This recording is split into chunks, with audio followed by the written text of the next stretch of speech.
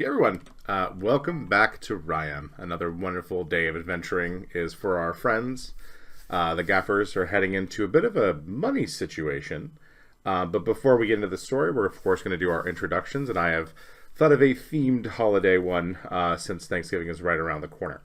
So the looks of anticipation are palpable, mostly because I can see them. So we're going to introduce ourselves today, characters.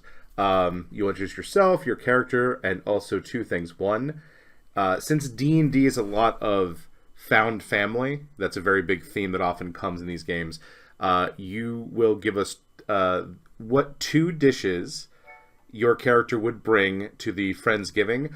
One being what everyone is really fucking excited that your character has brought, and the other being what everyone's a little terrified that your character has brought, and will probably be eaten out of social contract. I got this. Okay, so first up. Oh, do you want to go first? Okay. You got this. I'm Deb. I'm playing Tessa, the Tiefling Paladin. I think definitely the one that people would most look forward to is the desserts. So probably like cookies or pies and stuff, just because of her, the family recipes. So definitely desserts for what she'd like. I think for something questionable, I think she would just bring like a haunch of some giant animal. Like, you're not sure what it is. You're not sure how she got it. I come bearing leg. Just anime meat on the bone, not really sure what animal it came from. She's just like roasting it on a spit outside. Respect. I want to go to that party. Thank you, Deb.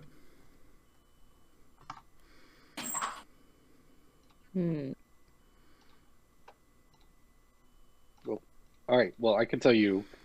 So Kiki hasn't been to a lot of parties, so she would probably be the person who brings like plates and cups, because she's like, it's functional. You need them. You don't have to clean up. Also, I just can't picture her much of a cook. But if she actually had to bring a food item, I think she might literally bring sweet potatoes. And I mean, like, uncooked. Like, she's like, like oh, sweet raw-ass potatoes are sweet traditional. potatoes. I'm like, yeah, I like that.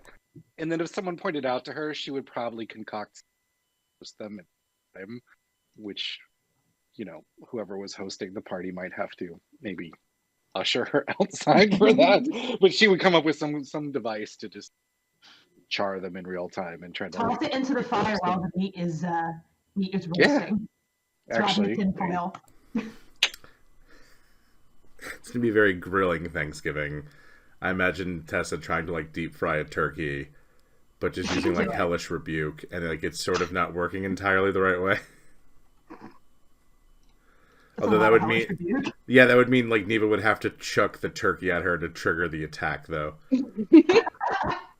I don't see anything wrong with this. No, Tickles me. what could possibly go wrong? This is a plot with Great. All right.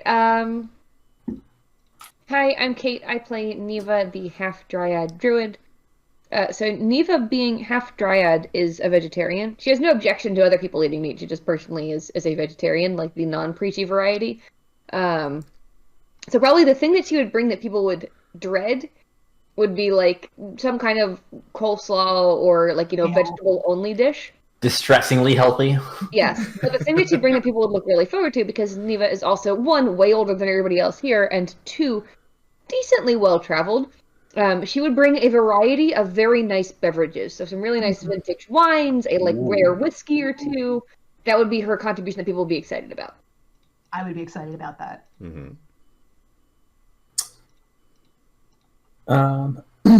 I'm Will. I play Roscoe, the Aasimar Warlock Sorcerer. Roscoe is, admittedly, I'm starting to realize, like, a little bougie. He's got... I haven't noticed from the cigar situation. Yeah. He's got some bougie tendencies. So he would sign up, like, on the fantasy Google Docs spreadsheet, saying, I'm bringing cranberry sauce, but then show up with this orange cranberry relish thing that my wife makes that is fire. But it's like, hey, it's what you asked for, but it's not at all what you asked for. People would really like it, but people who like cranberry sauce, like canned cranberry sauce, would be bummed. I also think he would bring oyster stuffing that is super questionable as to whether or not it's safe to eat. So my mom is one of the people who likes the canned cranberry sauce just because of like the nostalgia flavor from growing up. But like we also make a very nice, relatively fancy homemade cranberry sauce that she also loves. But it's like we always also get the canned stuff because, you know, classic. It's just part of the. It's the ritual of it. It's not the food of it. And Nicholas. I'm Robert. I play Nicholas, the human wizard, from the docks. Grew up a bit of a scoundrel, if you will. And in college, he was many people's go-to guy for materials. And so, in no particular order, the two things that he would bring. How you feel about them depends on you. Definitely, he would bring some sort of like probably a Ventosian sweet. I'm imagining some sort of like fusion-y dessert. Like Southeast Asia has some desserts that are questionably desserty to people of European tendencies. Something along those lines. Kind of fusion-y, kind of weird, maybe rice-based. Not sure, kind of gloopy, but like probably good. And edibles is the other thing. Obviously brownies. Although, to be fair, one will make the other better. Or at least It's make true. you care a lot less about the other things.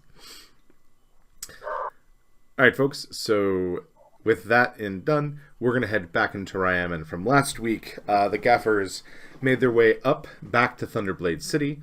They did a little bit of shopping, a little bit of kind of roaming around the town. And there's a dog who's very upset. Sorry. Okay. Yoshi's very pupset.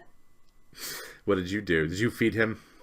No, he's looking out the window, and there was probably a small child walking down the street. How dare they? How fucking dare they? But anyway, speaking of small things, Neva found herself some dwarven guides that could take you folks into the Tri-Sands.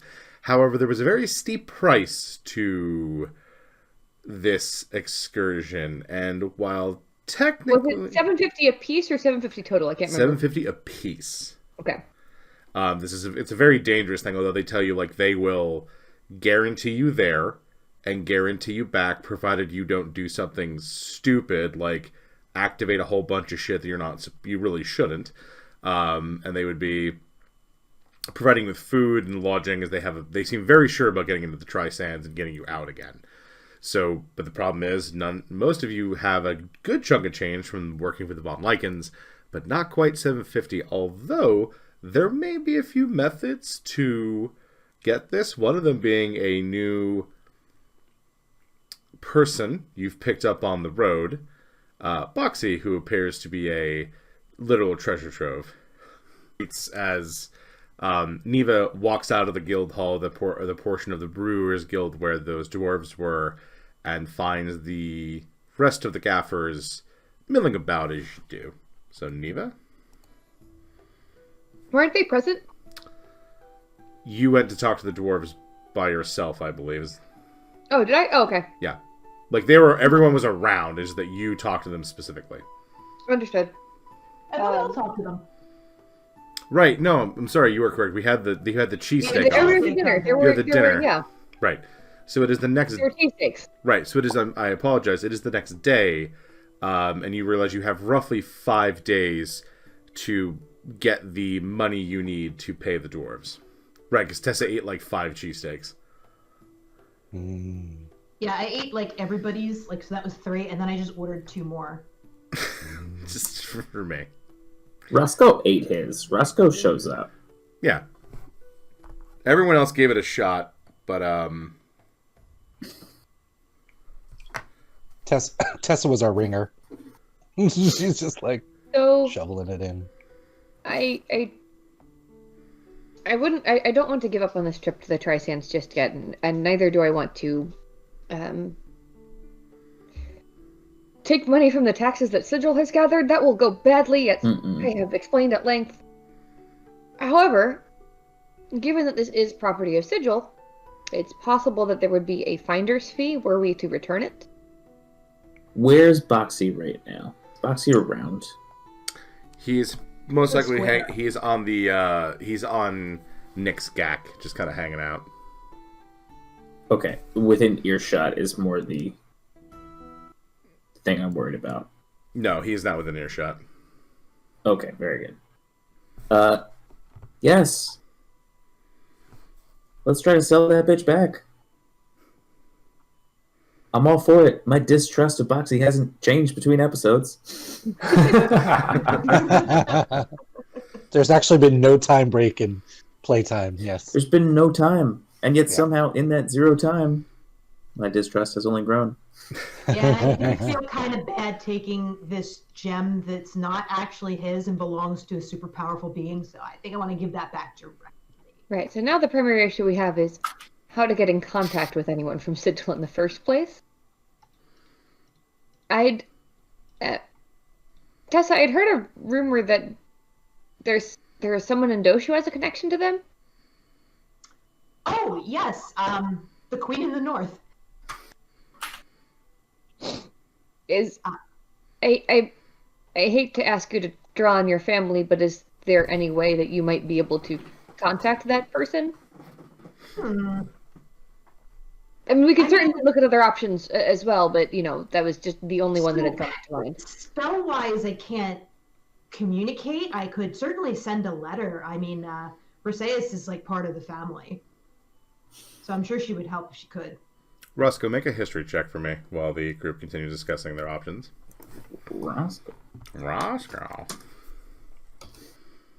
Actually, Scoot, is there a Heartway in Thunderblade? No, but there is a portal network. Okay. I rolled a 9. So as the gals begin talking, Roscoe, you've heard of Dosh before, and it dawns on you that might be one of the places the portal network in Thunderblade is connected to, but you're not 100% sure. But I would know. You would know where the network hub is. Yeah.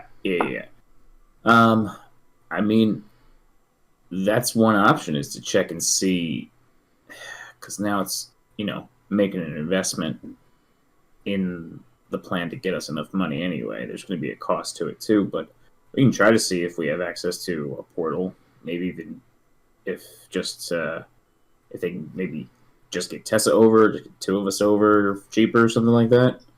I mean, if we want to head over to the portal network and see what our options are. Yeah, I'm not sure how it works. I don't know if they charge you or... Neva would also... Neva will send a note to the Fey Dogs. Mm-hmm. Via one of her birds, because that's probably the fastest way to get it there. Mm-hmm. You do. Just to see if they have any ideas. Yep, you send it. Okay. That's, it's processing. Interplanar shipping is difficult. Yes. But so it sounds like you folks might want to head to. So what options to head to the portal network? Anyone want to suggest or do anything else? When I was studying Sigil in the library, you mentioned that I only found sort of like the cursory service level information, right? Mm-hmm. Okay. I'm not useful here.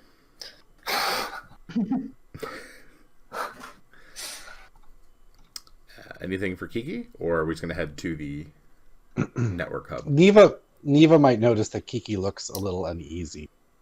She's not really saying anything, but she's kind of like, wringing her hands a little bit and stuff like that. So kind of as we're walking over, Neva will kind of just fall towards the back of the group so that she's walking next to Kiki and just ask her quietly, Kiki, is everything okay? Kiki sort of looks around a little bit and she's like, 750 gold. So much money. Like, she just felt wealthy like 5 minutes ago. Like, she never had this much gold. And now the amount we're being asked for this it's like it's almost dizzying for her, right? Like Nicholas, she grew up on the streets and stuff. She had nothing when she was taken in. She worked for, it was taken care of, but like, wow. So she's just like, everyone's like, yeah, let's just. So she's like, people are like, yeah, we shouldn't just take this ruby. We should just go. And she's trying to keep up morally as well as monetarily. So she's just a little like she's kind of like this. Wow, do these people just talk about this kind of money like just talk about it all the time? Yeah, let's just get 750 each. She's like, oh, so she'll convey that to you a little bit, like just lots of money. Like she's not saying no or anything. She's just like it's really making her twitchy. Kiki, that entirely makes sense. And to be clear, this is not the kind of money that I spend often or casually. I cannot recall the last time that I spent this amount of money in one go. It's possibly that it was never. I think we're being fleeced. From what I know of the Trisands, I don't. So Kiki, like, Trisan's worth it? Like, she just wants to like be like, she doesn't know about the going rate. So like, there's you, but just there's a number of important things there. One, there are ruins in which we may discover, and Kiki, I don't mean to just try and sell you on this trip, but we may discover some interesting things for you in the ruins as well. But with regards to what I'm looking for there, I find it absolutely worthwhile. That being said, as we've all discussed earlier, none of you are obliged to go. If you were to move on to Tessa's thing, while I, manage this trip solo with the dwarves, I would understand and it would not be insulted. Well, you're not going to the Trisands without your muscle, and she flexes a bicep. It's bigger than Kiki's head. Pretty much. So Kiki just basically did the kombucha girl meme. Like, she's like, spend $750, and she kind of like makes a face, and then you're like, find things in relics. And she's like, So you got her curiosity. So she's a little bit. She's not saying no by any stretch. She's just like, again, it's a little overwhelming the amount of money, because she was also like, oh my god, I could like. She was already thinking about like all the stuff she could buy. That's it. Yeah, Deb just posted it. She's like, she's already thinking of things she can make and stuff, and now she's like, eek. So she'll look at it as like an investment, and she is really starting to trust the party and like them as friends and colleagues. But just not that she can smile in the way you think of, because she's a bird person, but she's just sort of like, okay, brave face. She's like, okay, yes, let's try the thing. Mm-hmm. And at the worst, we'll just we'll have found that this opportunity did not go. Okay. All right, then. Off to the hub you folks go. You find it fairly easy. It's built into the local mage chapter of the Magi Guild is what they call themselves. It's a collection of various types of casters. It's a very busy hub as a lot of people are coming in and out, and there seems to be this very large, almost like Tower of Pisa situation happening. And as you folks look up, you just see like these poofs of purple energy and smoke being discharged, which Nick would know is teleportation spells going off, and the sort of like reagents being used and kicking up into the sky. I informed the party. It's sort of like a ticket booth. There's a number of adepts and probably newer initiates that part of their job is to sort of do the customer service here as the low folks in the lower ranks. Most likely Nick has done something like this similarly. I'm gonna take a shot. Okay. Worst they're gonna say is no. Can I see like I want like the youngest, most doe-eye, most green. Make an insight check, Roscoe. Excellent. Love to do that. It is one of the things. It is a skill you know. Insight. Yep. But you folks can see people moving 16. around. 16. You take a look, Roscoe. You look up and down this sort of like bank teller aisles, and you find a younger, looks very more masculine gentleman, very hairy, but human looking, just sitting at one of the longer ends of the of the rows. So think of like a desk of bank tellers or air flight attendants when they have all those like consoles and rope lines. But he's sort of at the end of the line, and you think he might have been put there on purpose. And taking a moment to talk with Nick, they put the greener people over there to kind of deal with overflow, not the heavier traffic. Excellent. I approach him with gusto. You rock up, and he's a very dark-haired, a lot of facial hair, fuzz, attempted to be well kept, but he's very wispy and quite like svelte and small, although his limbs seem longer than they should for a human. Interesting. This is a very interesting person I forced you to produce out of the ether. That's my job, is good morning. To do this. Oh, hello. Good morning, my good man. Oh God. And he pulls out some papers. Hi, how can I help you today?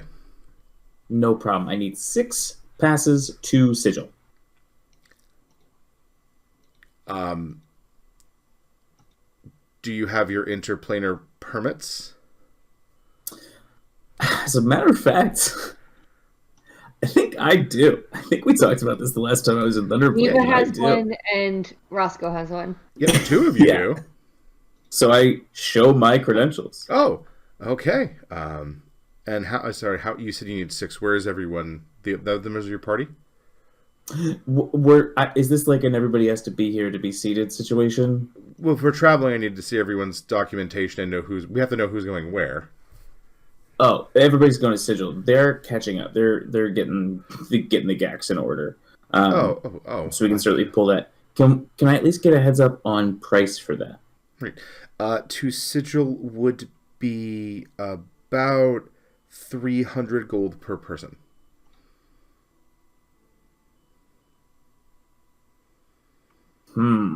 I say aloud to this intern.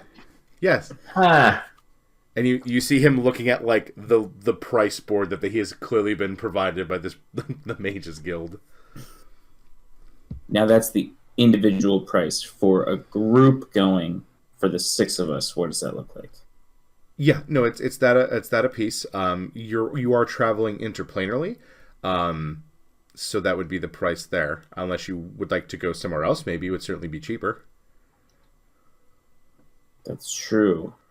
Sometimes going other places is a different price. I agree with you entirely. We're on the same team here. Yeah, I mean, if you're just traveling, I mean, somewhere within the network, I can't believe I had to say that. It would be much cheaper. Sigil is harder. There's a lot more oomph that's needed, and it's to make sure that what's supposed to go there goes there, and what isn't supposed to come here doesn't come here. No, I'm sorry. I'm not a student like yourself, so you're gonna have to bear with me. Explain like I'm 5, kind of situation. Doesn't every teleportation briefly end up in Sigil as they pass on through? What if we just pass through? What if it's one of those things where you buy the cheaper round trip ticket, but you don't come back? You don't use the return ticket. That's a thing that happens. Just stop. Sure, but the problem is, like, while you do pass through Sigil's space and the space between spaces, you don't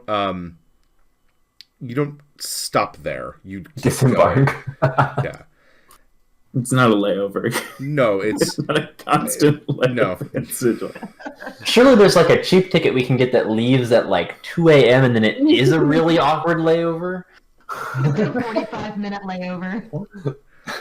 I know that the prices are cheaper in Doshna Rawl, and he's what looking is at those things. Sigil's Newark? What is Sigil's? I can fly into Newark and drive. I don't think that's a thing. Sigil, there's one stop in Sigil, and it's quite heavily It's quite heavily guarded. There's a lot of things in Sigil that we wouldn't want coming here. Are you treating this like kayak.com where you're like, if I do 2 layovers, what happens to the price? Okay, what if I leave at 6 in the morning? My least expensive. Yeah, By this sophomore is my Google Flights right now. Poor sophomore. That's why they have the freshmen stop doing it. Okay. First, let me say you've been incredibly helpful. Oh. And if there's any way I could give some sort of review or feedback, I'd be glad to share that with, Oh, with sure. You could fill out this Phelp card, and he hands you like one of those like surveys. Mm-hmm. I begin to fill it out. I'm actually surprised that the rest of my guys aren't here yet. Do you mind waiting a minute? Are you going to be on duty for a little while? Yeah, I'm on. I got another couple hours here. Okay, great. I'm going to go see what's holding up one of them. Hopefully it's not another loose gack. Me, the card, and them should be back in just a minute. I really appreciate it. No Thanks problem. so much. Yep. And he watches you leave. Wait, before I go, Sure. how much would it be to go to Dosh? Depending on where you want to go, what city, somewhere between like 50 gold a person. There are cheaper options though. Dosh has a Newark. Excellent. Thank you. Yeah. And then I leave. Okay. You leave and you see your friends waiting in like the main terminal area. I slip the card into my pocket. He's never getting that car.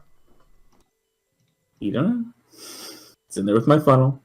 And your canvas? My funnel, my 12 by 12 waxed canvas sharp, and my small paring knife. It should worry you It does. that I have them all memorized. Anyway, I explain the prices I just learned to the team. Well, we want to go to Antara. So keep in mind that if you go to any of the other cities, it's going to take a little bit of time to go between them.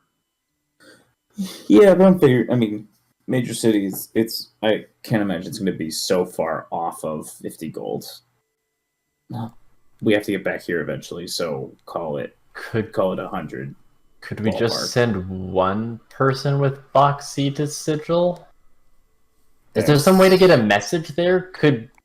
Would it be okay to use Boxy's money to pay to get him back to Sigil? I rather think it might be taken out of our finder's fee if we did that. If we get a finder's fee. The way I see it, we have 2 options. Either we chip in to send one person to Sigil, or we, for less overall cost, go to Doshnaral and Tessa speaks with her aunt, the Queen of the North. But yes, that would work. I can also afford the trip to Sigil on my own. Same. But then that's Cutting into money that we have to spend on the Trisands trip. So I would recommend that we go to Dosh.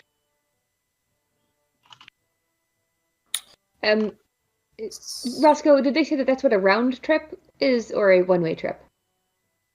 I'm under the impression, although Mike correct me. I'm under the impression I was discussing one-way trips with those prices.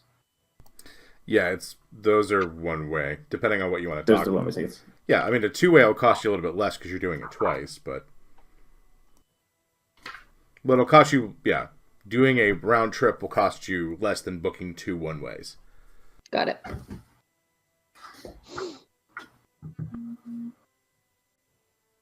I mean, the other thing is, let's say, if we're gonna go the Ansarol route, if we're gonna go to Ansarol, that plan, I think it might make sense for all of us to go on the off chance that we don't get the direct assistance, just for whatever reason not available right now, we always just work a couple jobs over there until we do have the funds anyway. At least that way we're still together. My Aunt Neri So- might be able to help us too. She can plane shift. I don't know, just an option.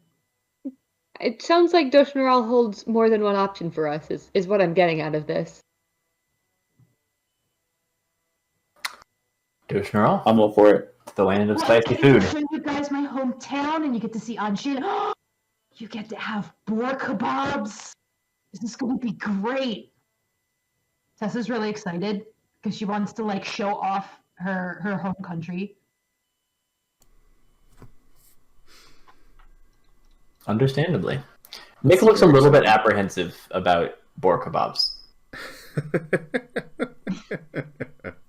He's doing that thing where he's like, oh, cool. But, the eyebrows are down. He's clearly unsure about this. I do have to warn you guys, the food is very spicy, and the land itself is very, very hot. Us tieflings find it, very nicely tempered, but you may find it a little sweltering. Cool. All right. Well, shall we purchase those tickets? I suppose so. Okay. So these tickets are a different price?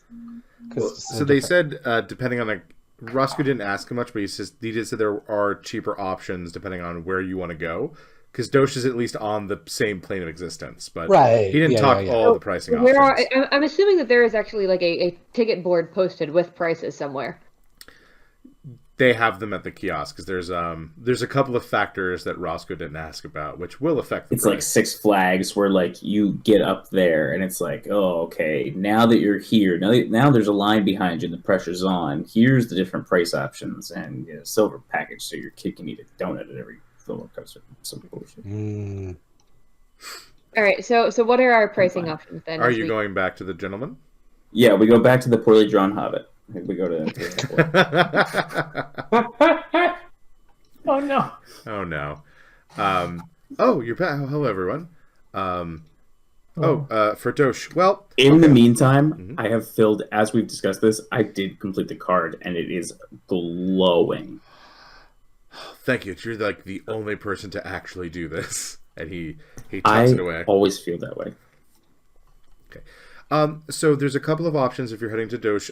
Do you have the hub we have is to Anshin? I hope that's okay. It's in the south of the country. Oh yeah, that's where my aunt lives. Oh, wonderful. One of them. Okay, so that's a base price of now that we have a destination, there's just a couple of different packages that you can take for your for the actual ritual itself. The base price is 50 gold a person, or there is a sort of economy that you could take for 30 gold a person. Can we bring any bags with us? Or is that we have to pay extra? You can bring bags stuff. We just can't transport more than a certain tonnage. So I know this gentleman talked about Gax. We won't be able to. Wait, hang on, and she counts you as creatures. 1, 2, 3, 4. Well, Actually, we if come you back. have 3 of them, or if you have less than 3 Gax, you can take them. We have exactly So- Exactly three 3 bags. bags. 3 gax. Well, then you could take them. Oh, okay, great. Seems good. Right. Do it. To take them over there? Well, they do certainly belong in Doshnaral. So what exactly entails economy? Do people poke us with sticks as we stand in the circle or something? No, it's a little bit Not, less that's a deal breaker. It's a little bit less stuff like tonnage you can bring. Also, all of our transporters are certified by the Mages Guild that they are competent and you'll get there okay. Some of them are a little less experienced than others, although they will get you there without any. We guarantee no loss of limbs. But what about internal organs? We will know exactly where your limbs are. Oh no, They're not get- lost. Your Different limb where they at are. these coordinates. Luckily, it's I a wouldn't worry too much. My aunt can regenerate limbs, so if you lose one, it's not a big deal. yeah. That's really good. So like, no, it's a circle, so you will be able to get there, but it's a caster that might take a little bit longer. I don't know how pressed for time you are. The ride might be a bit bumpier, so you might have a bit of that like motion sickness when you get off of it. It's like when you go to get your blood drawn, and it's like the nurse who's practicing. Yeah, sort of like they know what they're doing. It's just the ones that are a bit more versed cost a little bit more. Oh, All right. I'm fine with economy personally. Yes. So the 30 Kiki's very happy for the discount. the 30 gold per ticket. Do we need to buy And that's tickets one way? for the GAX?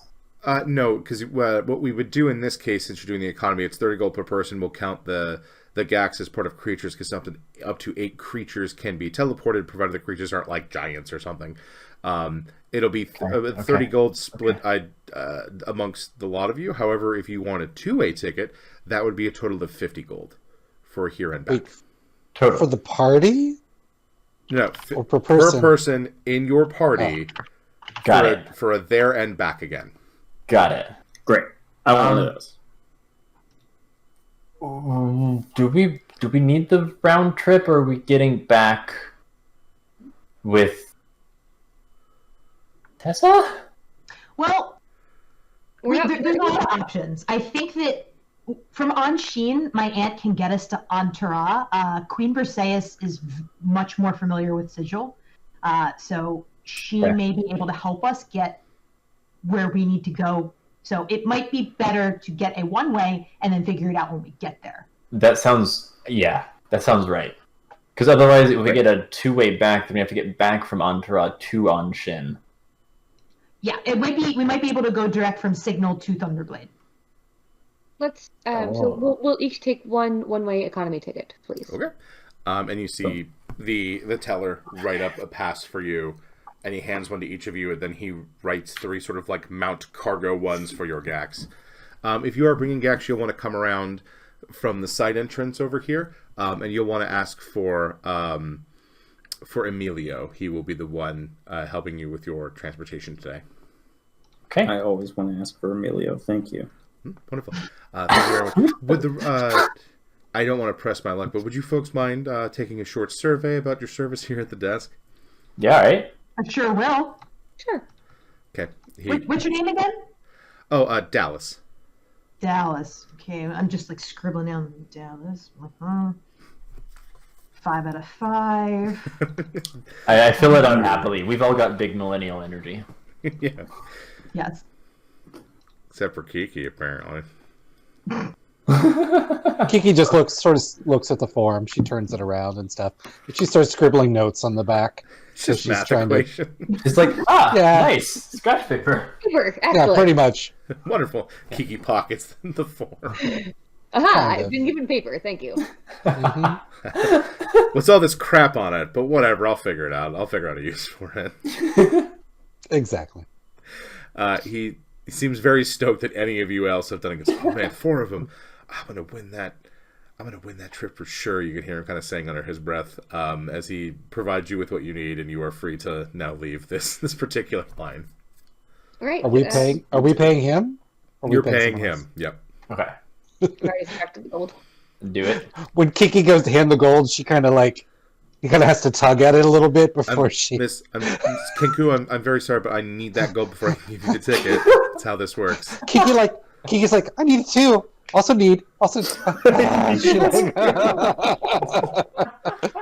She finally lets go. Do you want me to count it, or Kiki looks insulted because when it comes to counting, like she's like, he doesn't know what she that has 3 abacuses, abaci, however you say it. She has like 3 of them in her bag. She's like, I am a Kenku with multiple Abaxi. abaci. I am a abacus. Like, it's just like, she walks away. Okay, so you folks grab your stuff, you get your gax, and you come around to the side entrance as you see one of the The guards that guards this tower sees you, checks your tickets, and allows you in. And you go into, I guess, you see other folks heading into more, probably like something the equivalent of like a one-bedroom apartment type situation. A couple of different areas, one where the person is sitting, and then there's the large teleportation circle. There's usually a person that's like writing something down, and some folks are waiting to make sure that people arrive when they are supposed to arrive, so there isn't an accident of like sending two people to the same place at the same time, because that would be bad. But you're just seeing. They got this pretty down. It's sort of like an airport, but there are a lot of armed people just in case something shows up that's not supposed to, because you basically are leaving an open back door in the security system, and they're not Also like an airport. Makes Yeah. sense. So if someone shows up unannounced,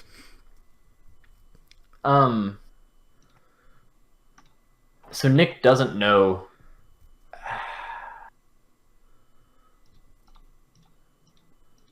Hold on.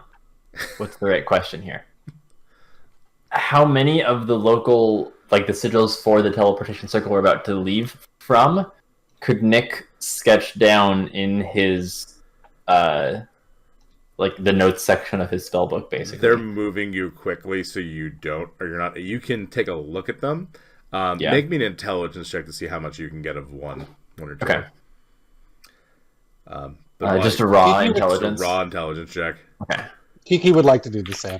Then both of you do that, please. Okay. Three. I'm not even in one. I'm not even in roll 20. We're both Damn. terrible. Roll dice then, folks. It's fine. Roscoe, Yeah. not 22 for Okay. Kiki. Woof. She's Kiki, a you smart get girl. one down. You memorize it, but it's like a photo memory. You don't know where it goes, but you have it. 21. She's Or happy. 20. Flat 20. 20. You're able to get most of one. Again, you're just trying to memorize everything, and you get Right. one, you sketch it down. Again, no, you need to look at it and study it a bit more to figure out where does this actually go, but you do have it mostly sketched, Sure. although you... Well, I'm trying to get the ones for the circle that we're leaving from, so in theory I could come back here eventually. Oh, yeah, you get that thing, because those are much more prominent than just random ones. Right, yeah. Yeah, I'm hoping to, like, as we're, like, getting ready to leave and, like, making sure all of our arms and legs and gax are inside the circle at all times, Mhm. I'm sketching out my sigils. Right. Yeah. So you folks head into another room, and the guards are like, oh, okay, good luck, and they open the door to let you in. They actually say good luck? They do. Emilio. Reassuring. So as you walk in, you folks have been on Disney rides, right? Where like everything's dark in the beginning and they sort of like Yeah. put you in there. So that's sort of the situation. As you're in there, the door shuts. Like after the Gax get in, you have all your stuff, and the guards check to like you have everything because you're gonna be going. Could someone please cast guidance on Emilio? Like, can we help? Can we help our teleporter in any way? In theory, you can. I'll take care of it. I'll take care of it. I'll do it. There's a I got you. moment. There's a pause because like it's dark, but some of you have dark vision, so you can sort of see like you can see the layout of the room, and all of a sudden a spotlight kicks on, and then another spotlight kicks on, and then a third comes down, and out from behind a very nice black like velvet curtain springs, as if onto a stage, a halfling. Oh boy. Hello, friends. I'm Julius, the Arcane Master. How may I serve you? Oh, we're here. We're looking for Emilio. Emilio exists outside of this room, but in here is my sanctum. I would Kiki like just goes every... hi hi. Yeah. She just goes hi hi. Neva, do a perception check for me. Only Neva. Only Neva. She's the only one that has a shot at this. 28. Yeah. So you see that he has like a bog standard like name tag, and he has written over it Julius, but it says Emilio because he's done like a sort of like sparkly, basically like a sparkle Sharpie. But looking at it, you can see that like it's properly printed and minted like Emilio on it. All right, Is this good. the This same seems guy? like we're supposed to be seeing at least, so there's that. That's what only Neva sees that because there's a lot of it's pretty dark. The rest of you kind of are just like, what in the fuck is happening? Right.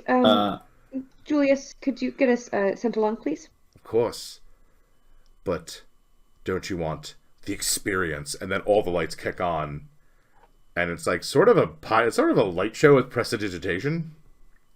Ooh. So Neva, with as much experience as she has with unruly students who want to distract class because they want to show things off for themselves, politely but firmly tells him, "No, we would like to travel along."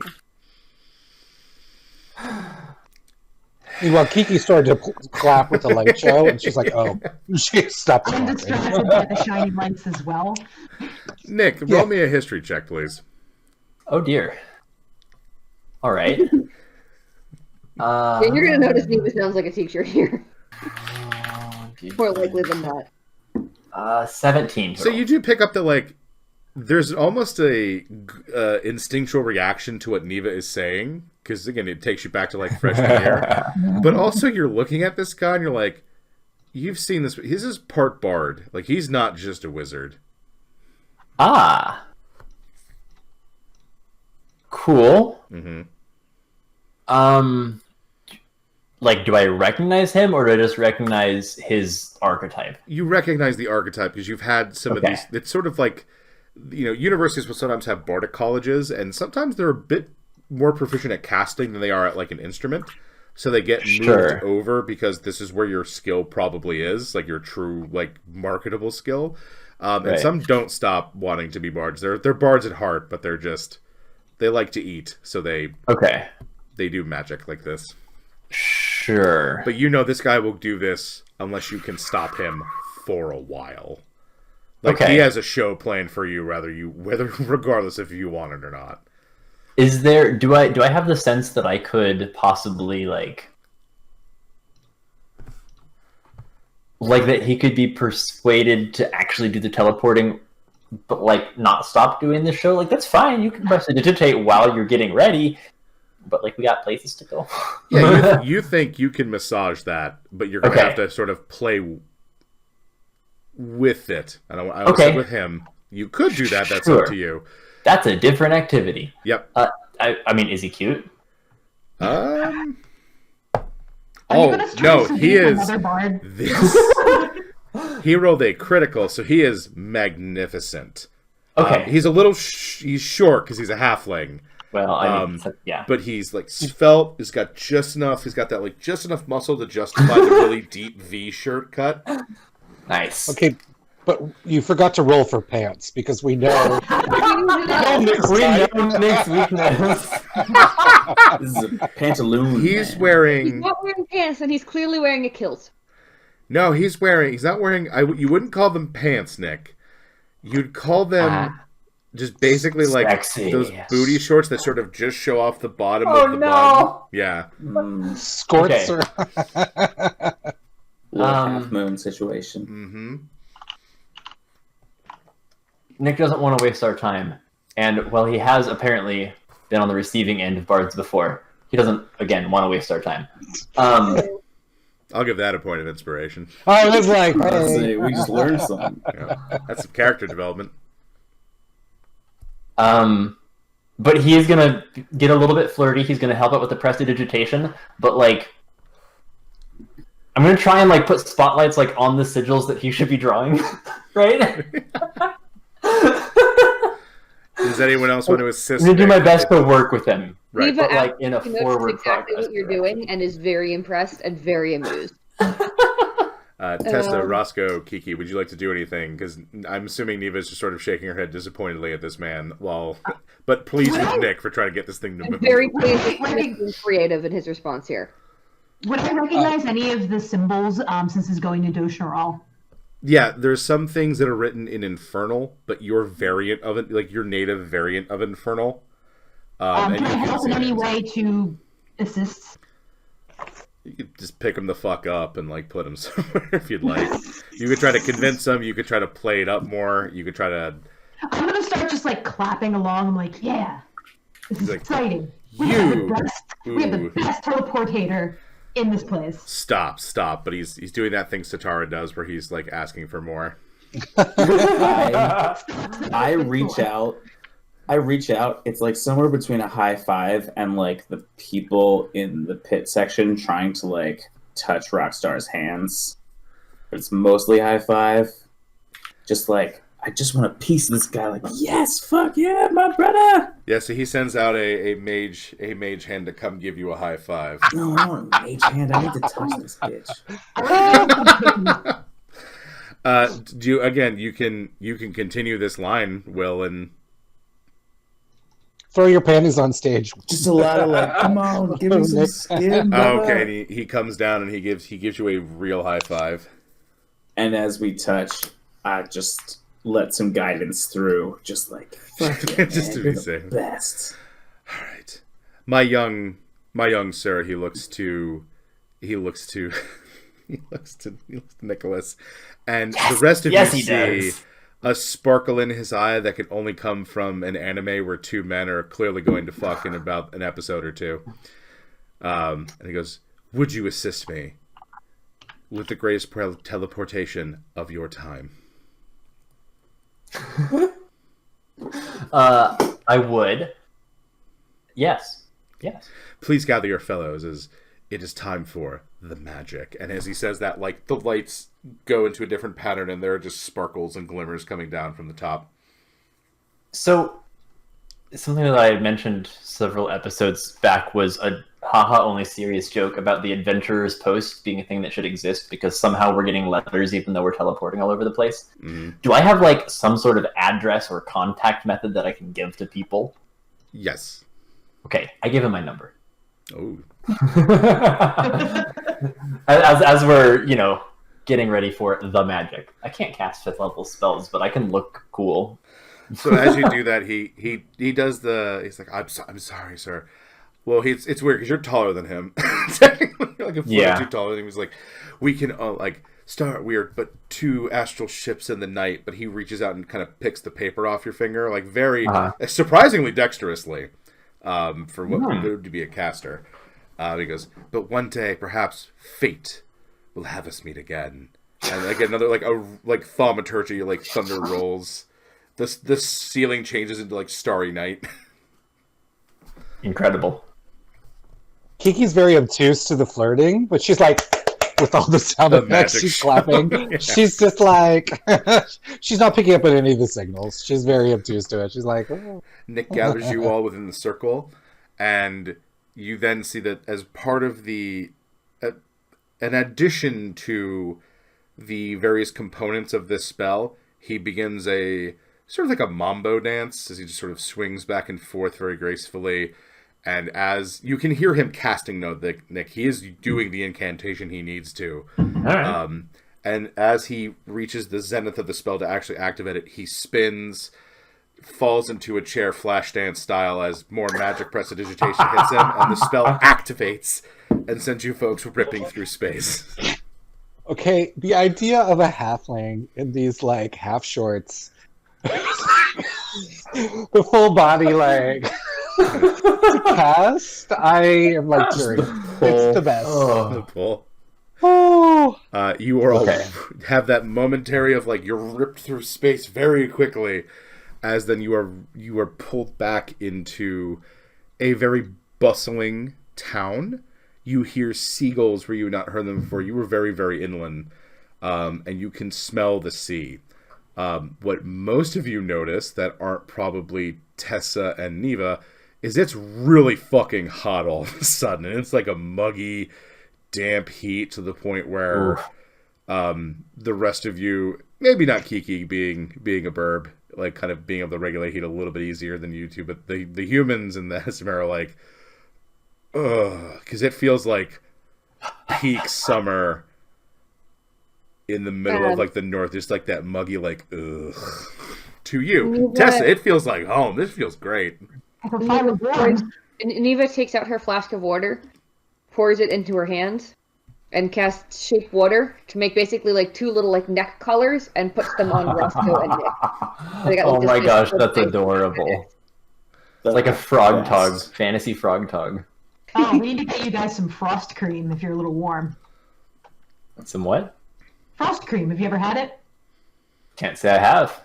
It's a really sweet dessert. It's very creamy, and it's served up on like this like waffle. It's very, very good. Very cold, and there's a stall in the way. Sounds great. You head out from the receiving room as you were received by this time a tiefling, who stops you. He checks a book, and he reads off your names as if kind of like like they've expected you to come here. They check off. Yeah, they see your gax. They lead you out, and they lead you into the city proper. And as you come out, it is midday. The sun is shining, and there is a sea of horns and tails before you, as this place is heavily populated by tieflings. You do see a smattering of dwarves, a couple of minotaurs, but much less than like Roscoe is used to. You although do see a number of other like animal folk. You see primarily in and around here a bunch of like human-sized walking rats, but not like Skaven from Warhammer. These are more like the secrets of Nim. So they're like upright, they're dressed, they're just walking around about their business, doing things. You see a couple of rhinoceros folks, kind of like from Disney's Robin Hood, just sort of bipedal walking around. But like, this is predominantly tieflings, and they are dressed as if it's like perpetual summer, even though it is very, like, this winter solstice is upcoming. But it is hot here. Checks out. Once we're a safe distance away, Nick does a little fist pump and a little dance. It's the nobody asked to see the documents that I don't have dance. You're on plane, so no one really cares. You paid. It's fine. When you go off plane, people get a little more suspicious. Because they don't want you to get eaten. May I make a request for the future? And I understand if other people do want to take the economy, but I will not be taking economy again in the future. If others are reluctant to do so for financial reasons, I am happy to cover the difference. I mean, it was honestly pretty impressive that he kept all those spells up at the same time. I think it's a game that they offer economy and no one takes it twice. I think that's just like, I think we just got had. I think you got a show, is what you got, and you were. I was gonna say, Nick's like, you. I had a fine time. That was lovely. I will request him. Got my flirt on. You gave someone's number. You gave someone your number, so yeah. Bonus. Mm-hmm. So you are in the city of Anshin. Where would you folks like to head? To the south of you are the docks. So Tessa, you being the most familiar with the area, you know the docks are the south. There's also I know the city well. There's Kingren's Palace. There's the Temple of Allura, where the Heartway would be, and of course there's the Keep, where your aunt lives with her husband and brood is the term I will use. Yeah, the thousands of dogs. Menagerie. So yeah, Tessa, just as soon as she gets there, she's going to be like really hyper excited, and she's going to start rambling about all these places and stuff, and it's going to be really hard to follow along unless somebody stops her. But she's like talking about the bakery and the boar kebabs and the frost cream and the Keep and the dogs. So what's your heading, Tessa? Where are you leading them? Well, we probably want to find my aunt and then make our way over to the Temple of Allura, because that's where we'll need to go to get to Queen Briseis. Right. So you head to the Keep as you folks roll up to this thing. It is a fairly large defensive structure. This was probably, once again, like part of a gatehouse that was part of a smaller wall, like when the city itself was smaller, that has now been turned into this very large manor home. It looks like a castle inside of a city. There's this beautiful courtyard. There is a turtle gentleman that is at the gate, who seems a little sleepy, but he is on guard with his spear, as well as an otter gentleman who is sort of leaning very casually up against the side of the wall, not really paying as much attention as the turtle is. I want to call out to them. Okay, you can. I like cut my hands and like, Posh! Hello! And I wave. It's Tessa.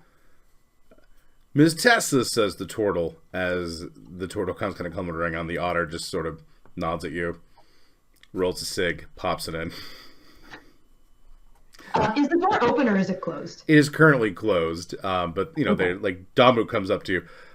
Miss Tessa, so good. I didn't think you'd be back already. Well, we have to make a pit stop, and we need to go up and see Empress Sayas. So I figured I could Okay. ask Aunt Mary to give us a hand. Sure, I believe she and the lady and lord of the house are in. We'll let you in. Are these your friends? Yeah, these are my friends. Hello, everyone. I'm Damu. That's Posh. Hey, Nick. Hello. Damu runs over. He takes off a thing of keys from his belt, opens up the first door. You folks go in. They close it behind you. The guards behind him open up a second. And you're led into a very beautiful courtyard that is just teeming with flowers and growth. And like Neva, as you stand there, your own like vines in your hair are growing much faster than they should be. Tessa, does your aunt have some kind of growing magic here? Well, she has this aura about her that it basically purifies and helps grow anything she is near. So the whole city is kind of it's spread with that. That explains this. And Neva points to her hair, which, like, literally everything that has flowers is now blooming in her hair. Yeah, that sounds about right. Yeah, it's getting kind of heavy because like it keeps growing. Like there's smaller things, it's a lot.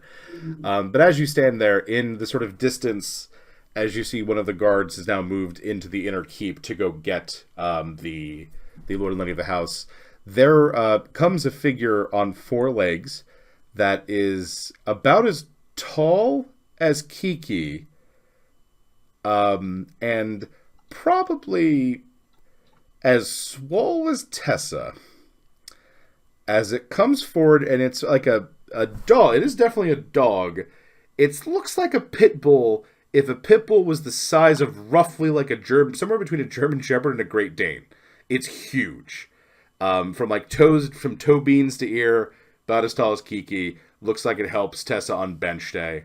And it's the dog. The dog is wearing this gray sort of Gandalf wizard hat, and it spots you.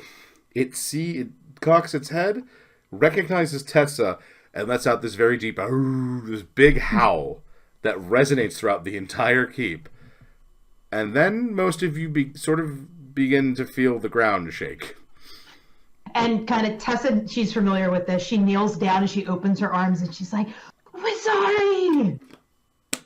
This dog charges Tessa, very happy, just bouncing around and barking, and slams into Tessa. Tessa doesn't move this time. However, Neva would definitely notice that there is a little herd of dogs, all of the same breed, following this call as they're just sort of barking and freaking out. You ever seen one of those videos where like they let a bunch of golden retrievers out of a pen? Mm-hmm. That's what's happening. But again, like Roscoe, you think I might be able to, like Nick and Roscoe, like Kiki can definitely ride them, and I'm pretty sure I could ride one of them too. As they swarm Tessa, all of them. And she's just like lying on the ground in this puppy pile and having a great time. Mm-hmm. All right, guys, it's good to see you too. Well, sorry, we have some business to attend to today. The one in the wizard hat, sort of, they all seem very bummed that Tessa's not just going to hang out with them literally all day. I do give them some bacon, though. I pull out of my my bag and give them all a healthy chunk of bacon. The one with the wizard hat leads them all somewhere else in the keep, kind of back inside. And from the top of the top of the keep, Tessa, you hear, "Niece, is that you?" And a male voice comes ringing. Okay. And she looks up and she sees her uncle and she's like, "Oh, Uncle Balinor, hey!" And she waves. Yep. And you folks see this blonde-haired, crazy ripped tiefling spread massive angelic wings, jump off the top of this probably 4-story building, and land with a big whoosh as he gracefully comes down and the wings recede in and then vanish in a puff of white light. He is shirtless. He is sweaty because he's very clearly been training. As you see a shield that once again is probably bigger than Kiki on his left arm, and a very big long sword in his right. And he sheaves it, and he just comes up and he gives Tessa a really big hug. And Tessa gives him a big hug. Now she's taller than him. Yep. But she does kind of do like a quick like like when two dudes do like the fist pumping and they grab hands and like testing each other's strength. But she steps back. She's like, "Oh, Uncle, these are my friends that I met along the way. This is Neva, Nicholas, Roscoe, and Kiki." Hello. I kind of point to them in order. Hi. Hello. Neva bows politely. Oh, you don't need to do that here, he says to Neva. Force of habit. You show up in a keep and somebody gets called Lord, you bow. We're barely nobility. I believe your aunt... Neva disagrees with that assessment, but she doesn't say it. Yeah. Your aunt is here as well, if you're ready to see, if you and your group are ready to see her. Yes, we're actually here. Can't stay, unfortunately. We have to go see Aunt Perseus to hop over to Sigil, and we thought maybe Aunt Neri could help get us there. Oh, well, hang on. Let me go see if she's available. And he goes upstairs, where he sort of, the wings come back out, and he goes back up through a window. It's about 5 minutes, and then he comes back down, and you see him sort of wiping his face. And he's like, "Well, your aunt's a little predisposed, but I'm supposing you want to use the heart way." Yes. Yeah, I can help you with that. Your aunt is tied up at the moment. And Tessa's thing is like, okay, no, yeah, okay.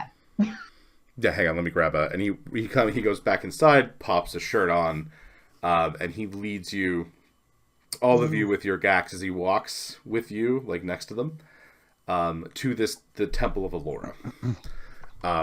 Nick, you are probably familiar with temples of Allura because the Badgers and other folk venerate her, as she is a patron saint of everything from motherhood to sex workers. Also, their clerics are very good at like clearing up community diseases, social diseases, if you will. They sort of specialize in that. You got a social disease. Social disease. But this is certainly... I'm sure they have little like pop-up temples on many university campuses. They do. They come to visit every now and again. Yeah. But this is a very large, grand temple dedicated to her, which like you and Roscoe are not as familiar with. And Kiki, this is a big fucking marble building, Kiki. Like, whoa. Kiki will tug on Tessa's sleeve as they're walking there, and she's like, "What's Heartway? What's that?" So the Heartway is actually a special connection that all of the Alluran temples share, and if you have the ability to do so, which my aunt and uncle do, it can basically transport you to another temple in that location. So there was one built a few years back in Antara, so that's where we will be going. Oh, cool. She wasn't familiar with it, so she's excited. He leads you in the temple, and you folks notice the clerics there are very liberal with their dress. It's a word for it. Yep. As you walk through, he goes, "I'm sorry, there's some daytime services happening." And when he says services, there are like people who are sort of sitting in pews in circles listening to like readings and having discussions. There's groups of younger folks being taught about how babies are made and like, that we should love babies and we want to have them. However, sometimes we're not ready for babies. They're talking about like forms of non-magical and magical contraception.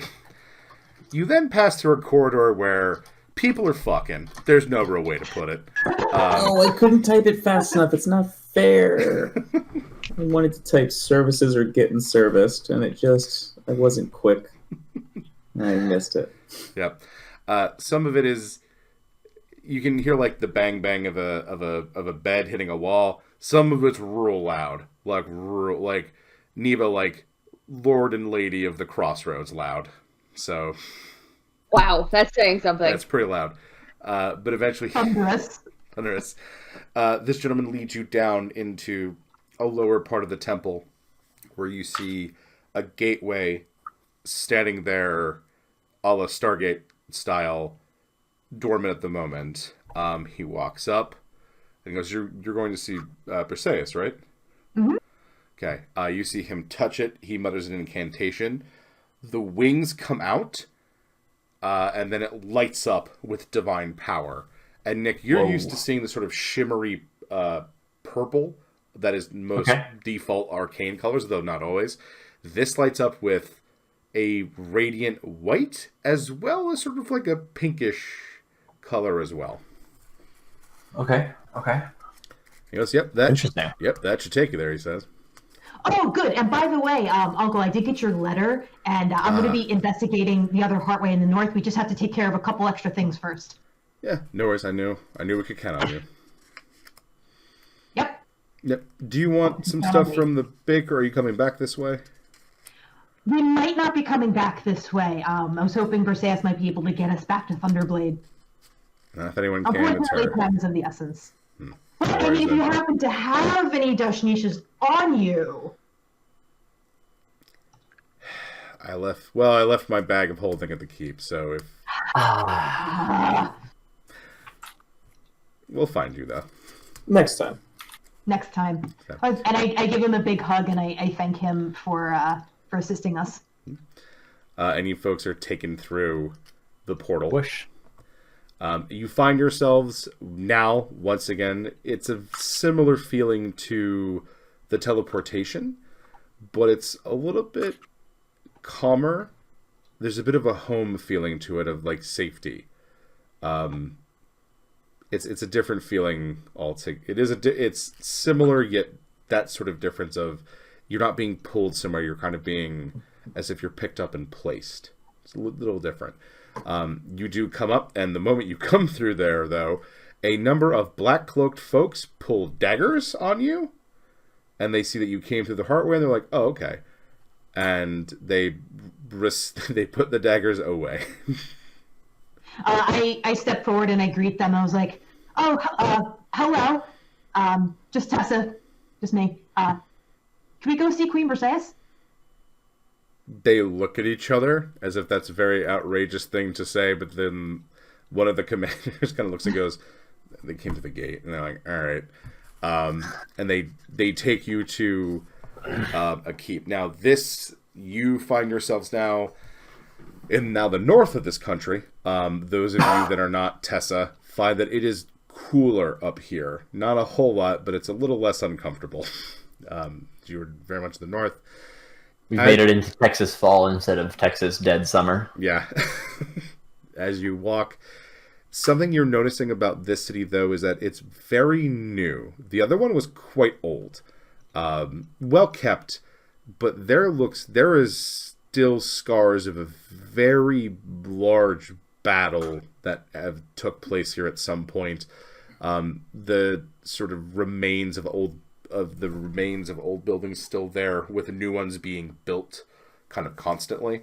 Stuff is being reclaimed, and probably Roscoe and Neva would feel sort of demonic energy, but it's past and gone and been sort of wiped away.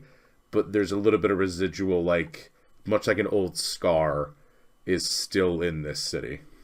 And some of the buildings you'll notice too definitely have an older foundation, as though the foundation was preserved and then something new was built up on top of them. There are not any fully erect. You see very few fully erect, definitely old buildings. Most of the stuff is relatively new. Yeah, we just came into a Temple of Allura. Don't we see plenty of fully erect? Ew. That's another point of inspiration. But I'm bummed. They are not taken to a keep. There is not a keep in Antara. There's a big broad open space, kind of where it's clearly in the center of the city where a keep used to be. There's a big broad open park. Mm-hmm. There's also a large building that's labeled the Hall of Justice, kind of at the northern end of the park.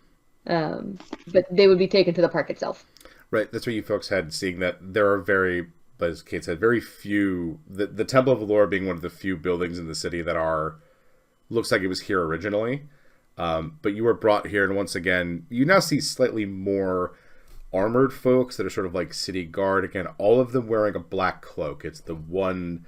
The armor is always a little bit different, but it's also that is the one uniform factor about them. Up here, you're seeing a little bit of more of a mix. There are, again, mostly tieflings, but you're also seeing Goliaths and orcs. There's also a lot of wolf people walking around, and Roscoe, you notice that they're significantly different from the werewolves you're used to.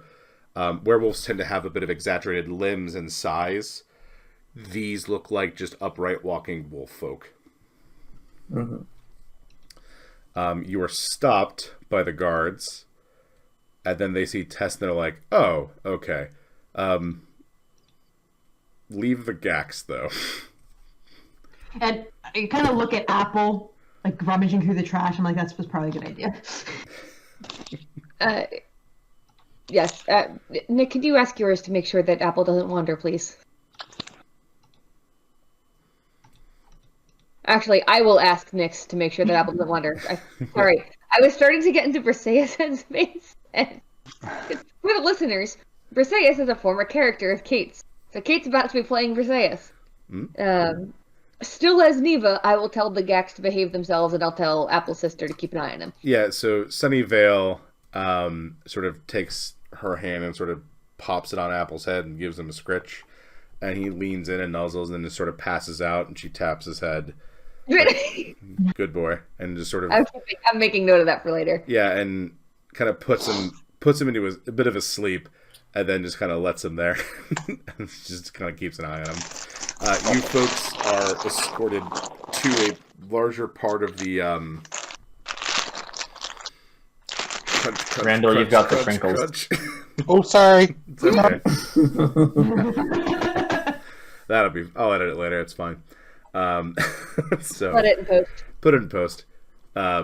You were taken to this very wide park, and one of the guards tells you to stay there as she moves off a tiefling woman into the building itself. A few moments later, the tiefling returns with another tiefling. The second tiefling that she returns with is a little bit shorter than her. Has what Tessa would recognize as ornaments. So decorated horns with kind of wires inlaid. She's not wearing anything super fancy. In fact, she's kind of just wearing like normal black clothing. There is a signet ring on one hand. You'll notice that she's also followed by a cat. You're not entirely sure. Like the cat kind of looks like it looked smaller when it was further away, and now it looks a little bigger. But as it gets closer, it looks kind of smaller again. It appears to be kind of numbing on a crown. It's in its mouth. It's like I'm playing with this. It's mine. The other thing you notice is that no matter what size the cat gets to, there are tendrils coming out of its back. Yes.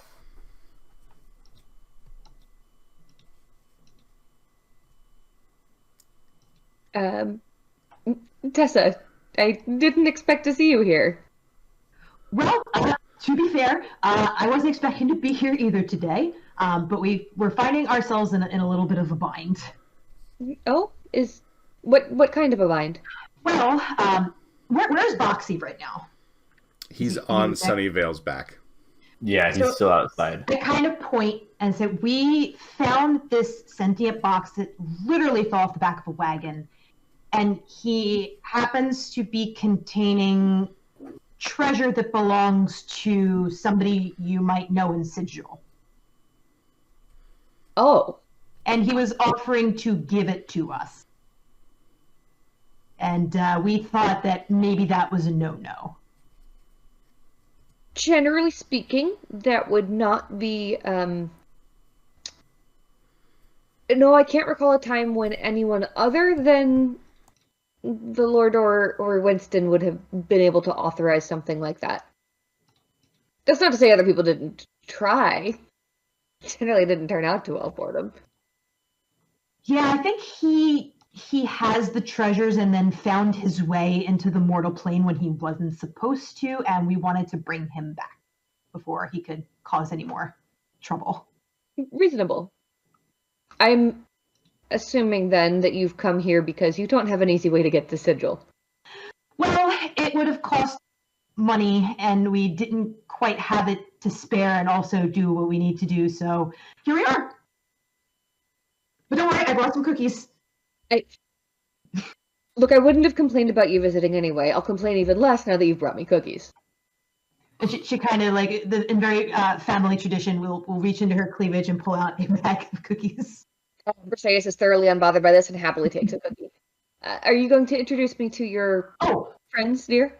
Where are my manners? My goodness. Yes, these are my friends. This is Neva, Nicholas, Roscoe, and Kiki, and she kind of points to them in order. Hello. As she did before. Welcome to the city. We're glad to have you here, if only briefly. Kiki just goes hi, and then she's like, and then she kind of like dips into like she nods her head, kind of a bow. She's not sure what she's really not sure about protocols. There's been a lot of weird protocol lately. To be fair, of literally all of the queens you could come before, Briseis probably cares the least about protocol, unless you're a dick, in which case she will absolutely make you comply. Can confirm. Right. So, and she looks up kind of at like the big clock in the center, as though she's keeping the eye on the time for some reason. I do actually have I'm doing a course with the diplomatic corps in the next half hour or so, but if all you're needing is to get to Sigil, we can accomplish that fairly quickly. We would need to, I guess, have an audience with Winston as well, and get back. We can wait. I can take you there, and we can. I can make sure that I will make sure that Winston sends you back to where you need to go. Would he be able to send us back to Thunderblade? Well, yes, he's in Sigil. Oh, right. He can send you anywhere. I've never been, but yes, thank you. She just kind of puts her hand together like, thank you. Right. Let's go to my office just so that we have a little bit of privacy on the trip. You, all right, the GAC's coming with you? Yes. Right, not my office then. Stables. That would be a sight to see. Let's go to this. We'll go to the stables instead. We should have a large enough door there. Okay. The queen takes you all to the stables, and you see her very carefully close the bigger doors. So can I set it a little bit, Scoot? Sure. All right. So she goes to kind of she basically brings you guys into a barn. You have come into the barn from the outside, past the door. She closes the door behind you. And she takes a key off of her necklace. She inserts it into the lock on the door, turns the key, opens the door, and you are no longer looking at the outside that you just walked in from. You are instead looking at kind of a very long causeway. Think like, you know, like the parts of the airport where you got like the fast walking people conveyor belts, like long distance, except there's doors kind of everywhere. Great. Let's move quickly, please, just so that I can make sure that I'm back in time. Yes. Let's go. We have the gags with us. Yep, Question mark. they follow you. Good. That's why Briseis took you to the barn instead, because they weren't going to fit her through her office. Yeah. No. Okay. Good. Okay. Briseis leads you to. So there's a big building, and there's like a slightly smaller building next to it. The slightly smaller building is decorated a little more oddly. It's got stained glass windows, but they're like really random designs of just like random shit. The door is quite large, and she knocks on it. The door opens, and inside you see Scrooge McDuck levels of piled up gold and treasure and artifacts of various makes and designs. Like, how to put this? Roscoe, your internal senses of like good and evil and Asimare and the Hells are just, you're getting blips from everywhere. You're like, that's probably from an upper plane. That's from a lower plane. That's from the elemental planes. A whole load of shit. And definitely more money than Kiki or Nick have ever seen in one place ever. And lying on a very large pile is a polar bear, just sort of snoozling like Smaug from The Hobbit, just sort of there on his side, just snoring very loudly to the point that it's echoing throughout this entire very large hall. Briseis tells you to stand off slightly to the side and not directly behind her. I do it. Yep. Yeah, same. And she raises her hands to her mouth and with a little bit of thaumaturgy, yells, "Winston, wake up!" It rattles the piles, and you see the bear slowly, sleepily rise, sort of take a look, and much like the dogs for Tessa, this bear just seems very happy, and with surprising speed for how large this bear is, yeets itself off the pile. It goes into a full charging run, hits the queen, it seems like, but has wrapped her into a hug and onto its back, like grabbing a child in front of a car. And this is sort of like biting her head with a maw that can probably fit her head inside if he wanted to snap and swallow. But it's sort of just like... Yes, hello to you too, Winston. And then he smells and he looks. And he just looks back at you, Briseis, and then he looks back at the assembled people. Yes, Winston, two things. One, I've brought some individuals who need to speak with you. And two, remember that time that I helped your son out of that spot of trouble? I'm calling in that favor. When they're done speaking to you, please send them back to Thunderblade. Nah. And I'll make a roast next time you come visit. Oh, I won't. I'll have the cooks make a roast. You don't want me cooking. The bear shakes his head. He walks over and starts smelling all of you. He walks over to Tessa. He looks to Persist and goes, "Kin?" As words come out of his mouth. Ask her about the cookies. And he sniffs at your chest. I pull out another bag of cookies and I give them to Winston. Yeah, he takes the bag and puts it in his mouth and swallows the whole thing. Like the whole thing. Okay. The whole Okay. thing. Not your bag of holding, just the bag you gave him. Not like the little plastic baggie. And he goes over. He smells. He has to get down. He smells the kinku. Ooh, blasty. Kiki's a little distracted by all the shiny and the polar bear and like the newness of everything. So she's sort of like, like acknowledges him, but she can't help but like her eyes are darting around. It's not even like a kind of avarice. It's not even like that she wants treasure. It's just so beautiful. She's just a little distracted. He saunters over to Nick. And when he sees Nick, he looks at Briseis, and you see a very hungry look on Winston's eyes as he realizes how magical Nick is. You cannot eat the new friend. Mm-hmm. Nick just opens his mouth a little bit and like his eyes bulge slightly. He looks like side to side, like, is she It's joking? not that he thinks that Is she joking? it's not that he thinks humans taste good. It's just that you're very magical. Oh. Well, here. I give him a rock. It's my transmutation stone. He will open his giant mouth if you want to put it in. Oh, like when you're giving a treat to a dog who's like clearly a little too excited for the treat, and you're like, So as soon as your hand is clear, his mouth snaps shut and he swallows. And he waits and he goes back to his hoard, and he looks around. And he picks up something in his mouth and comes back over to you. And he nudges your hand out. Hold my hands out. Yeah. Out comes another transmutation rock, of a much better quality. I gently shake it off. Yeah, it's covered in slobber. It's covered. Bow and thank him. And then he looks over at Roscoe.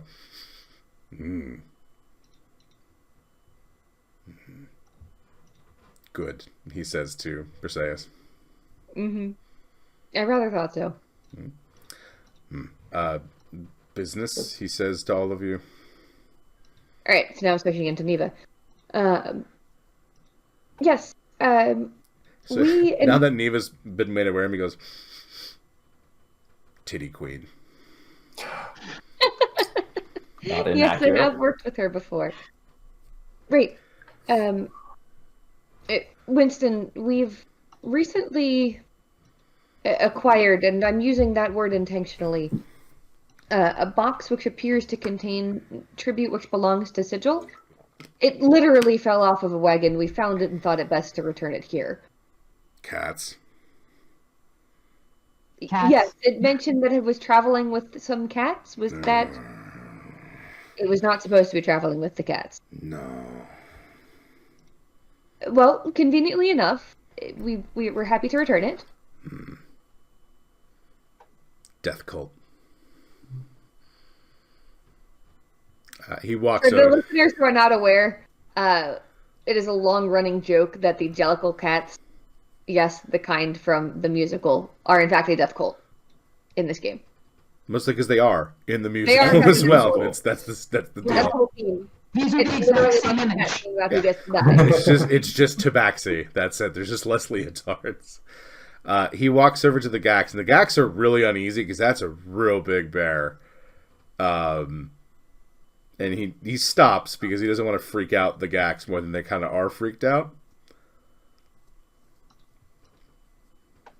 Neva would come over and take Boxy off of Sunnyvale.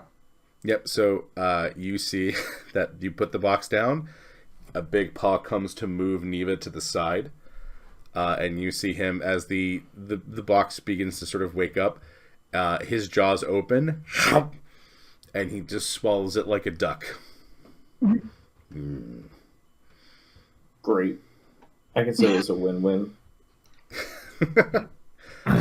Tessa raises her hand. Kiki just goes, "Bye, Boxy."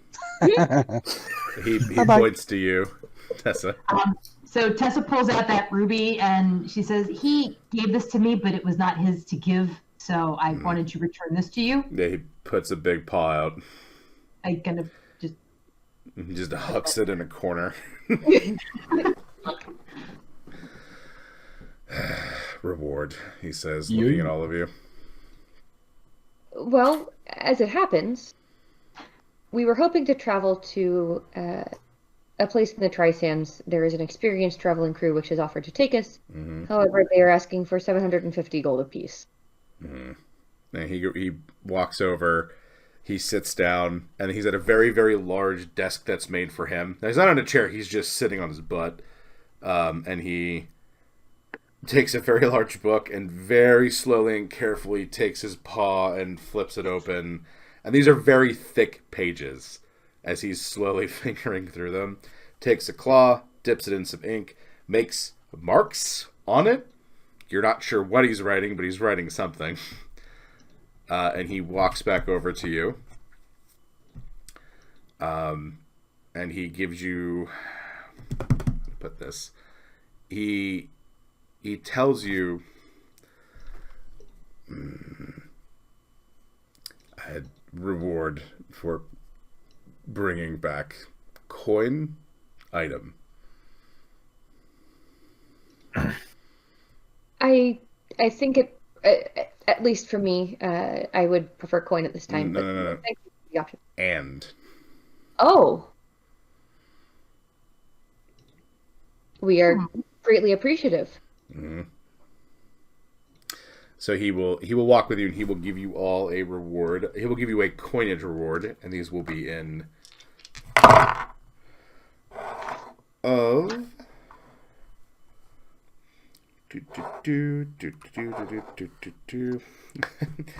he will give you a coin reward of 1,814 gold coins. wow. So specific. I rolled 2d20s to see what the number would be 800. For the group or per person? per person. Say it one more time. Sorry. 800. 1,000. 1,814 gold pieces. Wow. Holy shit. 1,000. Kiki just, I imagine, just like He's- screaming goat collapses. Her eyes just rolled in her head, and she's like, Yeah. yeah, She's lying on the cold, hard ground. yeah, pretty much. Burn down, burn down. Yep. And he just sort of goes, and you see him. Well, you see him walk over to a couple of treasure piles, and he eats stuff. And he eats a couple of items, walks back over, and and out comes a burlap sack that definitely has things inside of it. Ooh, I'm gonna go first. Neva is thoroughly unbothered by various animal secretions, so she opens it. We're gonna take care of that in post. I will tell you all what you're getting, but we'll just to keep things moving along. Also, none of you have noticed, but Perseus has left. You don't Yeah. know when she did. She's not there anymore. Yep. God. Rogue's got a rogue. Spooky. And he goes, good. And he looks at all of you for like affirmation. Not, Great. Thank you. Thank you Thank so you much. so much. Thank you. And he points to Tessa. Aunt.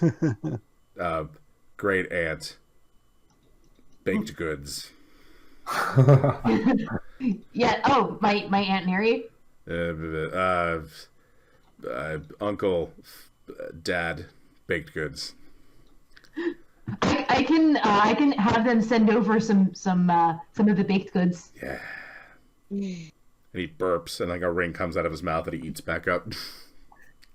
The phrase God. Uncle Dad is a little troubling. That is a little troubling. He's not great with common. He's not super great with common. Like, he is a bear, so he's... Kiki thinks he But speaks just Roscoe doesn't fine. know that. Yeah. And he's looking at Tessa like, ooh. No, I turn to Roscoe and I'm like, no, he's just my uncle. He's not actually my dad. My dad is actually a half orc. Okay. That checks out. At that point... That's actually very comforting to me. Oh, okay. Yeah, no. People can marry whoever they want as long as they're not related. It's fine. The bear takes you to another door, and he takes you out into the city of Sigil itself, which is probably a little stifling for most of you, as a lot of things for those of you who are not used to interplanar travel are beginning to see. For example, a lot of creatures that for a long time people told you were so dynamically opposed that they could never coexist are perfectly coexisting. So you see little angels and literal demons just walking around together as if nothing is wrong, and this is just like a casual Tuesday. Beings, It's casual Tuesday. probably. We're wearing jeans. It's Yep. Taco Tuesday. Beings made of mostly like darkness are with beings made in mostly of light. Oil and water are mixing. Sigil's a very odd place. But after, Winston walks a little bit. He sniffs around. He finds a door. He's like, and he knocks on it with his paw, and then he backs up. As we're doing that walk and seeing that lovely cohabitation, some of it wouldn't necessarily be something he was hiding. So not only our crazy perception person, some of you may notice that Roscoe is like eyeing the angels a little suspiciously for somebody who is part one. He's just giving them a little bit of an eye. Not like trying to cause trouble, not like bringing attention to himself, just like giving them a little bit of a look. Back to another reason, Rox was like, "Hey, you with the wings, fuck you." Neva notices but doesn't say anything. This can be a later. Hey, Halo. Go fuck yourself. But the bear eventually pushes open a door that is much like a barn door that Perseus brought you through. Not the same one, but one like it. So the gax will fit out, and he just sort All of right, have to gestures. hop off real quick. Cool. And he gestures as if like, "Hey, you can leave through here." Thank you so much, Winston. I really, really appreciate it. And gives you a thumb, like a He tries to do a thumbs up, but he doesn't really have thumbs. So he just sort of waves at you with his big ass paw. Kiki goes, "Thank you. Good bear. Speak good too." And she gives him a thumbs up. Thank you. He sort of strings together a little more. He's used to that one. That one he knows. You folks head out, and you find, as you all walk through with the Gax, it's now nighttime, and you are in the middle of Thunderblade. You just walked out of a stable to a very couple confused farm, like stable hands, which are just like, you were not there before, and you came from the inside of the stable, and as you turn around, as you all finally walk through this doorway outside, inside is just the stable. It's the stable as it should be. The question is, do we have to wait for Nick to finish flirting with the stable hands? This is Nick He's on a will roll. flirt with the stable hands a little bit, but not incur delays. He's a considerate horny boy. And they're just very confused by like where you came from and how you got there. But like Tessa puts a hand on one of their shoulders and she's like, "Don't worry, you're mentally stable." and one's like, I wasn't questioning that before now. Who are you talking to? I'm sorry, I love it so much now. At that, they both I'm just now- throw the fucking pitchforks down and just walk away. They're like, you know what? Fuck this. We're not paying enough. And they just walk away. It's now Out of my super range. important to Roscoe. It is now so important to Roscoe that he convinces someone that Tessa is a figment of their imagination. That is a new, like, central core part of my goal as a character. Her personality is larger than life, so it's true. I don't exist. It's like, and here's now where I've officially lost control of everything. So that's good. Good to know that's there. done. Good to know that's done. Okay, that is way into a session for that to finally I know. happen. Come on, We're that's like almost You 2 were hours super in. behaved. You were. Thank you. Who knows when to give you money and items? You guys Yeah, tend we're to behave. too. Yeah.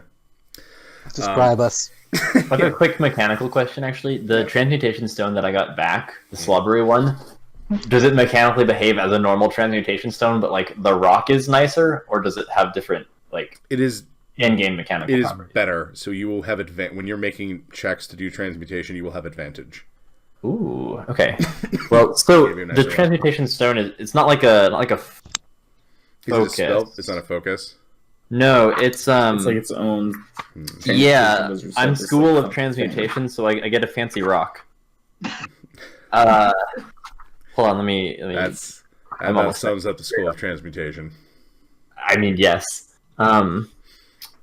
When you create the stone, choose the benefit from the following options: dark vision out to a range of 60 feet, an increase to speed of 10 feet, proficiency in con saving throws, resistance to a couple of different choices. And then anytime I cast a transmutation stone to first level or higher, I can change the effect of the stone if the stone is on your person. So you can now have 2 effects going at once. Oh, okay, that's incredibly sick. Okay. Sorry, did we level up? No, I meant- you got a sweet stone. You got the transmutation stone. You got a Yeah. better one, yeah. I was seeing if my transmutation stone had mechanical effects in it. But does. did we level? But did we level A up? good It's like- and Sorry, I did not hear any of what was going on because I had to answer a call for a really cute girl. Just saying. Like, Scoot. Nick you perks up basically- in another Well, universe. she apologizes for interrupting D&D. She's really good. Aw. Good Scoot, you manners. basically took 3 plane rides. I think that's worth it. You know what? I agree with you. Oh no, I thought we just get peanuts No, I out do, of it. Oh, I'm nervous. Uh-oh. The higher level you are now, the more challenging those fights can be later. Yep, the cool shit we get to do. Yep. So, Cool shit, cool shit. but speaking of this now, we're about at the end of our time. So thank you everyone very much for visiting us once again in Ryam. And next week we will see what the Trisands holds for the Gaffers. Sure, it's all good. Yep. Thank you very much, and we will. Totally smooth. Now, there won't be a session next week because it's Thanksgiving, but after that we'll be right back on track. So thank you all for coming out, and we hope to see you again.